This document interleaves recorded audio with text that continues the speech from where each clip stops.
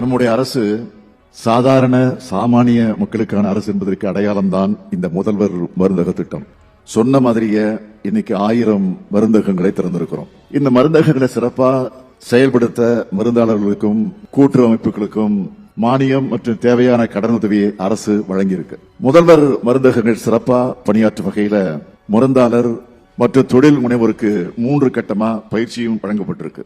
இதனால B Pharm deform படிச்ச 1000 பேருக்கு வேலை வாய்ப்பு கிடைச்சிருக்கு. இந்த முதல்வர் மருந்தகங்கள்ல சிறப்பு என்ன என்று கேட்டால், தனியார் மருத்துவமனைக்கு செல்லும் பொதுமக்களுக்கு அதிக விலை கொடுத்து வாங்க வேண்டிய மருந்துகளை குறைந்த விலையில் நீரிழிவு, ரத்த அழுத்தம் போன்ற பாதிப்புக்கு ஆளாகி இருக்கக்கூடிய முதல்வர் மருந்தகங்களே வாங்கி பயன்பெற முடியும். குழந்தைகள், மாணவர்கள், மகளிர், இளைஞர்கள், முதியவர்கள்னு ஒவ்வொரு மக்களோட தனித்தனி தேவைகளை உணர்ந்து பார்த்து செஞ்சு தரும். இந்த அணுகுமுறையாளர் தான் சமூக வளர்ச்சியில தமிழ்நாடு முன்னணி மாநிலமாக இன்றைக்கு வளர்ந்து கம்பீரமாக நின்று கொண்டிருக்கிறது. மக்களுக்கு நன்மை செய்வதில் நாம கணக்கு பார்க்கறது இல்லை. இந்த நேரத்தில் நான் அரசு அதிகாரிகளுக்கு சொல்லிக்கொள்ள விரும்புவது என்னவென்றால், இந்த முதல்வர் மருந்துகள் என்ன நோக்கத்துக்காக தொடங்கப்பட்டிருக்கோ அந்த நோக்கம் கொஞ்சம் கூட சிதையாம இன்னும் சிறப்பா செயல்படுத்துற அந்த உறுதியை நீங்க எடுத்துக்கணும்.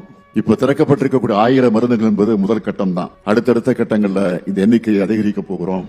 நமது திட்டங்களால் நலமான தமிழ்நாடு நிச்சயம் உருவாகும்.